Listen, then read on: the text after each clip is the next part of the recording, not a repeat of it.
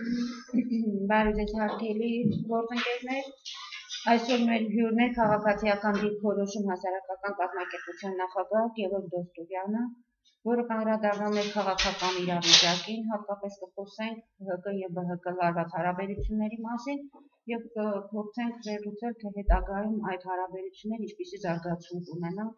այս շաբաթվա մեջ և հետագայում, հատկապես հանրահավաքի հետ կապված։ Պարոն Դոստուրյան, խնդրեմ սկսել։ Դեսօր ունենք երեք ուժերի կողմից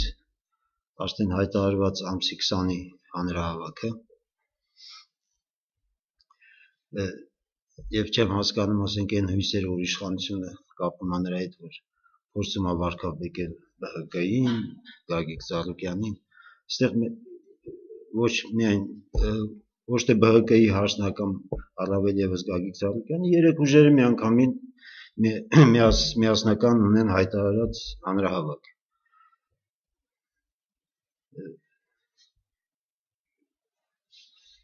Ժողովրդի աջակցությունն էլ չասեմ, որ իրոք էս վերջի ելույթով իր նախագահը լրիվ հիասթափացրեց ժողովրդին, շանսեր ընդհանրապես չունի։ Երեք Խոսով Հարությունյանի շոր ասում էր, թե դեռ մի երկու ժամանակ կա, որ ասենք բանակցեն, համաձայնության գան ինչ-որ, բայց այդտեղ չեմ կարծում, նույնիսկ ընդդիմադիր ուժերը, երեք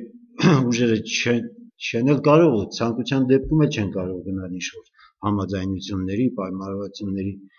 սերժի հետ, որտեղ ժողովուրդը արդեն չի հասկանա իրանց։ Այստեղ պայմանավորվածություն մի բանում կարող լինի, որ ասենք պայմանավորվի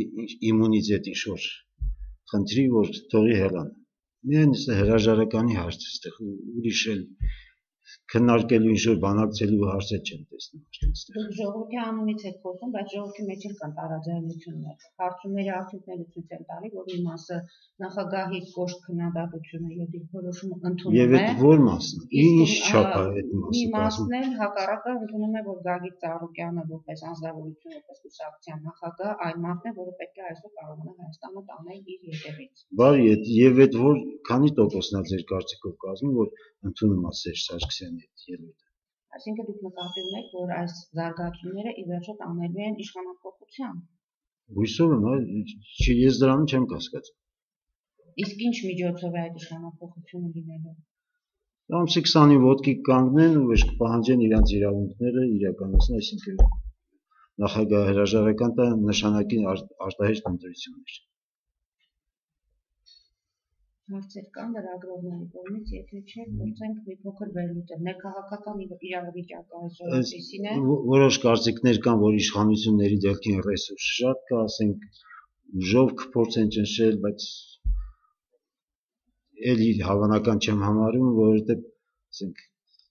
իշքան տեղյակ եմ արդեն դեսպանատներին էլ ասենք տեղեկացված է, որ ասենք հետևեն, վերահսկեն, ասենք հանրահավաքը, որ իշխանության կողմից ժողովրդի կողմից ոչ ոք չի սպասում անկարգություն, ժողովուրդը դրա կարիքը չունի։ Նա կանգնելու է, պահանջի իր իրավունքով պահանջի հրաժարական։ Ժողովրդի կողմից ոչ մեկ էլ չի մտածում, որ կարող է որևէ ինչ-որ անկարգություն, ասենք անօրինականություն լինի։ Միայն իշխանությունները կցանկանային գնալ դրան, բայց հուսանք, որ ասենք դեսպանատների միջազգային վերահսկողության ներքո դրան չեն գնա։ Վաղն էլ կարծեմ Վիկտորիա Նուլանդներ ժամանում Հայաստան։ Այսինքն հույս ունենք, որ հանրահավաքը, որը տեղի կունենա, ինքը կլինի կառավարելի եւ ոչ մի արտահայտ դեպքեր չեն արձանագրվի եւ այդ հավաքը հույս ունի ամենայն դեպս, որ իշխանափոխություն հնարավոր է Հայաստանում իրականացնել։ Հույսով եմ, որտեղ այն աստիճանի արդեն հենց նախագահը ինքը սրեց, ինքը իրան մատ հայտարարեց այս իր վերջի ելույթով, ինչ-որ փորձեց քննադատություն էլ չէր, փորձեց ինչ-որ վիրավորել, նվաստացնել, ասենք ԲՀԿ-ի ղեկավարին Գագիկ Ծառուկյանին, խայտառակ վիճակում հայտնվեց։ Մտավոր կարողություններից է ինչ-որ խոսում, երբեք տեսա առանց թղթի, առանց տեքստը կարդալու գլուխը չի կարող բարձրացնի տեքստից նախագահը որևէ ելույթ ունենա։ Երբեք տեսնում, այդ մարդը խոսում է մտավոր կարողություններից ինչ-որ։ Արտասահմանագնում շունչները սպառում ենք, ասում ենք մի չխմածություն չանի այս անգամ։ Ամեն անգամ մի չխմածություն արած հետ է գալիս։ այդ մարդը խոսում է ինչ-որ մտավոր կարողություններից։ Լավ, դուք որպես քաղաքացիական դիրքորոշում հասարակական կազմակերպության նախագահ առնչվել եք, շփվել եք այդ ուժերի հետ։ Շփվել եմ, այո։ Եվ ասենք ձեր կարծիքը որպես հասարակական կազմակերպություն դուք ինչ ունեք անելու այդ կուսակցությունների կողքին։ Ամեն կերպ աջակցել, որ իշխանապողությունը ինչքան հնարավոր արագ տեղի ունենա, եւ սպասենք արդեն աշխատենք զարգացման վրա, փորձենք Հայաստանի այս 7 տարին ոչ թե տեղում էինք դոկման հետընթաց է, միայն անդադ ամեն ամիս հետընթաց ենք արձանագրել, տնտեսական, արտաքին քաղաքականության ոլորտում, բոլոր ոլորտներում։ Այսինքն հույս ունեք, որ իշխանապողությունը ինչ-որ ձևով կնվազեցնի արտագաղթը, գործազրկությունը, տնտեսական Այո, եթե հույս ունենք, էլ իմաստը ո՞րն է այդ իշխանապողության։ Իհարկե։ Եվ ինչքան ժամանակում է դա հնարավոր Հայաստանում վերականգնել այդ հարաբերությունները։ Գուցե այս նոր իշխանությունն է, որը կձևավորի որոշակի ժամանակահատված կպահանջի, որը կլինի նորից տարիներ եւ այդ տարիների ընթացքում նորից գործազրկություն։ Չէ, չեմ կարծում։ Նույնիսկ այդ կոնստրուկտիվ առաջարկները այս իշխանությունների օրոք են արվում, որը ամեն ձևի մեժվում էր։ Չեմ կարծում տարիների կարիք ունի, որտեղ նոր հեծանիվ հորինելու կարիք չկա։ Հայաստանը լայն վիճակում է, որ ասենք ինչ-որ նոր բան հորինել, ինչ-որ այնքան որ ասենք միջազգային փորձը հաշվի առնելով, ասենք այդ փոփոխությունները ճիշտ կատարվեն եւ ճիշտ տնտեսական, ասենք, վեկտոր ընտրվի, արտաքին քաղաքական վեկտոր, ԵՏՄ-ին միանալը ո՞րն է։ Դրա օգուտը ով է տեսել մինչև այսօր, կամ ով կարող ակնկալի, ասենք, դրանից վնասներից բացի բան չենք տեսել։ Այսինքն ըստ ձեր Հայաստանի ներկա իրավիճակի այս բավարարում ամբողջ իրականությունը պայմանավորված է հենց հանրապետական կուսակցության եւ իշխանության ներկայացուցիչների եւ նրանց կայացած որոշումներով, եւ հույս ունեք եւ բանը նա է, որ զգուշացնեն ախր այդ որոշումներից առաջ վտանգներ ասում են, սխալները ասում են, որ այստեղ սխալ ասենք, մի կա այդ որոշումը, չէ, մարդիկ իրանք են մեծամասնություն դնում անցկացնում են։ Իհարկե։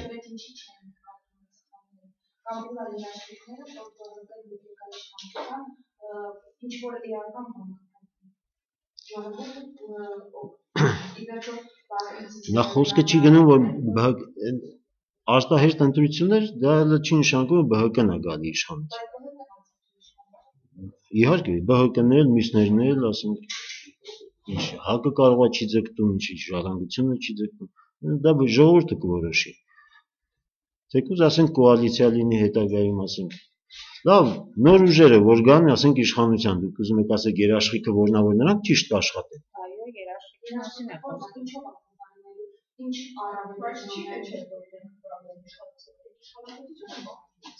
Այո, շատ ճիշտ է։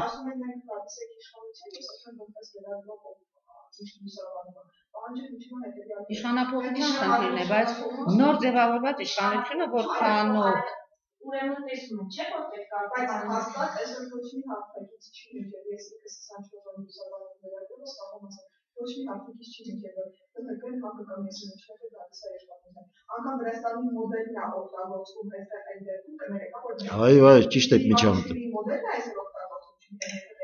դերասական երազանքի, ոնց եղավ իշխանապողությունը եկավ դրա վարչապետ, որպես եկավ նախագահ, որպես բայց բիզնեսի չի լսել։ Այսինքն լրագրողի հարցը հետևյալն է, որքանով ենք համոզված, որ նոր ձևավորվող իշխանությունը թույլ չի տա այն սխալները, որը կատարել է նախորդը, եւ որքանով է ժողովուրդը երաշխավորված, որ այդ փոփոխությունները կտանեն դեպի բարելավման։ Խնդիրը դրանում է։ Եվ ինչու այս Գագիկ Ծառուկյան ՀՀԿ եւ ԲՀԿ հարաբերությունների շրջանակներում արտառոց հնչեցվում են ազգային ժողովում բացակայությունների մասին, հարկերի վճարման խնդիրը, այսինքն այս ամենը չէ նկատում իշխանությունը, որ ժամանակին կարողանա դրանց որոշակի լուծումներ տալ։ Շատ բարի, հենց խոսքը գնում է նրա մասին, որ այս անգամ իշխանապողությունը որ լինի, հենց ժողովրդի միջոցով դա լինի, ոչ թե ներքաղաքական ինչ-որ պայմանավորվածությունների կամ այսինքն եթե երբ է ժողովուրդը բերե որևէ մեկին իշխանության, դա առանց ժողովրդի է տեղի ունեցել այդ իշխանություն վերցնելը մինչև եթե հիմա ժողովուրդն է որևէ մեկին տա Աստված որ բերի իշխանության, ժողովուրդը իր միջոցով եւ կարողանա վերահսկել։ Նրանք էլ կզգան, որ իրանք կախված են ժողովրդից եւ ասենք անհեթեթ որոշումներ արդեն չեն կարող։ Նրանք փորձեն անել աշխատել են ճիշտ ձևով, որ ժողովրդի կողմից հավանության արժանանա իրենց աշխատանքը։ Այսինքն ըստ ձեզ այս ոչ իշխանական մի եռյակը, ասենք քաղաքական ուժերը, որոնք միավորվել են, ժողովրդի պահանջից ելնելով իրենք միավորվել են եւ այսօր փորձում են այդ ժողովրդի միջոցով կատարել իշխանական։ Վերջո մեր մոտ տեսան, որ իշխան կարելի է այս ձևով, այս ջունգլիական ձևով ասել։ Որտեղ սա առաջին տարին չէ, որ Հայաստանը այս պայմաններում է եւ հասկացան հակներ, ժառանգություններ, ԲՀԿ-ներ հասկացան, որ իշխանության աղբյուրը դա ժողովուրդն է եւ միայն հենվել կարելի է ժողովրդի վրա, ասենք, մինչեւ հիմա եթե անցնում էր, ասենք, արտաքին երկրներից, ասենք, ուժերի նշանակում էին այստեղ պրեզիդենտ, կատարածու էին նշանակում, բան դա անցել է արդեն։ Հիմնվեն, եթե իրանք հիմնվեն ժողովրդի վրա եւ տենց է պետք է անեն, ուրիշ ճար չկա։ Ժողովրդի միջոցով գան իշխանության, հենց ժողովուրդն էլ վերահսկելու է նրանց աշխատանքը, նայելու է էֆեկտիվությանը, աշխատանքը էֆեկտիվ է թե չէ, ժողովրդի միջոցով։ Պարոն Դոստորյան, իսկ լուսաբանման հետ կապված ինչ կարծիք եք, լուսաբանումը դա լինելու օբյեկտիվ այս բոլոր նախաձեռնությունների, շարժումների, թե լուսաբանումը նայած որ լրատվամիջոցի կողմից, մենք այսօր օբյեկտիվ լրատվամիջոցներից ում ենք տեսնում, ասենք, հեռուստատեսություններից կենտրոնը, առավոտ թերթ, ասենք, այդ կարգի, ասենք, մնացածով Ուրեմն այս դեպքերի հետ կապված կենտրոն հեռուստաընկերության հարցումների ժամանակ հիմնականում բնակիչները պաշտպանում են Գագիկ Ծառուկյանին։ Երբ դրան զուգահեռ լսում ենք H1 հեռուստաընկերության հարցումները, բոլորը խոսում են այն մասին, որ այս պատերազմական իրավիճակի դեպքում երկրում պետք չէ, որ այսպիսի խոչընդոտներ առաջանան, Սերժ Սարգսյանի հայտարարությունը տեղին էր, այսինքն միաժամանակ Իսկ Հայաստանում երբ չի եղել պատերազմական իրավիճակ, միշտ էլ եղել է եւ միշտ էլ կլինի, եթե մենք ասենք, որ պատերազմական իրավիճակ է եւ փոփոխության կարելի է, եւ միշտ էլ կլինի այդ պատերազմական իրավիճակը։ Զարգացումների իշխանով կնպաստեն, ասենք, սահմանում տեղ ունեցող իրադարձություններին, սահմանային լարվածությանը։ Ինչ է կարծում, ներքին Առանց այս իրադարձություններից սահմանի լարվածության այնքան նպաստող բաներ անում է իշխանությունը։ Հենց իր ամբողջ կառավարումը այդ ամեն ինչը նպաստում է, եւ արտաքին եւ ներքին կառավարումը նպաստում է սահմանի լարվածությանն։ Այսինքն այսօր ոչ իշխանական ուժերը հաշվարկել են բոլոր պարամետրերը եւ սահմանի հետ կապված իրենց։ Ես չեմ կարող նրանց տեղասել, բայց հույսով եմ։ Եթե դուք իրենց հետ եք խոսում եք եւ իրենց եք հարում, այսպես է ստացվում, այսինքն բոլոր այդ չափորոշիչները պետք է որ հաշվարկված լինեն երկրի անվտանգության։ Այսօր մեր երկրի համար ամենաշատ վտանգ հենց այսօրվա իշխանություն, մեր ներքին, հենց ներսի իշխանություններն են ներկայացնում։ Այդ պետք չի նայել կողքերը, որ ասենք հարևան ունենք թշնամի, ասենք արտաքին ուժեր, սահմանին պատերազմական վիճակը իհարկե կան, բայց դրանցից ավելի վտանգավոր է մեր իշխանություններն։ Հենց մեր իշխանությունները, որ իրանց քաղաքականությամբ են նպաստում այդ իրավիճակի այդպես շարունակվելը։ Կան հարցեր, Ես երկու հոգուանն եմ լսել։ Արագած Ախոյանը առաջին դիմումը ներկայացրեց։ Ցանկացած կուսակցությունում է կան այդ կադրեր լինում են ասել։ Դուք որպես ասենք եթե քաղաքացի եք որպես ինչպես է դա ըստ Լավ չեմ նայում դրան, իհարկե վատ երևույթ է, իհարկե վատ երևույթ է։ Բայց տեսնեմ որ ինչ որ քանակ էլ չի կազմում, տոկոս էլ չի կազմում, 1-2 անհատ են։ Չեք կարծում որ պատերազմը արդեն դեպի պատերազմ դեպի այսինքն համասանած Չեմ կարծում։ Որտեղ ասենք սա գիշերը մարդկանց հանում են Այսօր առավոտ ինտերնետով ինչ որ կարդացի, որ նոր-նորքի բարգավաճի բաժանմունքի պետին են ինչ որ ոստիկանություն տարել, ինտերնետով կարդացի։ Շարքը աստիճանաբար Ուրիշ բան չի մնում իշխանության, բայց քիչ մնաց ամսի 20, քիչ մնաց։ Ժողովուրդ ամսի 25 կարծում եմ որ կանգնի, էլ չի գնալու հետո հենց կանգնած մնալու է, մինչև հասնի իշխանափոխության։ Իսկ ձեր կարծիքով այս միջադեպերը արդյոք չեն տանի Ուկրաինայի դեպքերին։ Նմանություն, ինչ որ անհանգստություն չունեք։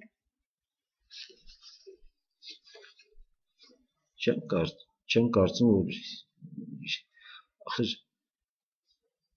իշխանության կողմը ասենք այսօր որ համեկով ասում են թե ժողովրդի մի մասն էլ նախագահի կողմն ասենք նախագահի կարծիքն է կիսում ես ամենայն չգիտեմ դուք փողոցում որ հանդիպում գտել եք տեսել եք տեսնի մաս որ իշխանության կողմն է ստացվում որ այսօր մեր իշխանությունը ունի ոստիկանության մեջ էլ բոլորը չեն կիսում ասենք ավելի ճիշտ շատ քիչ մասնակցում նախագահի կարծիքը ումով գնա այդ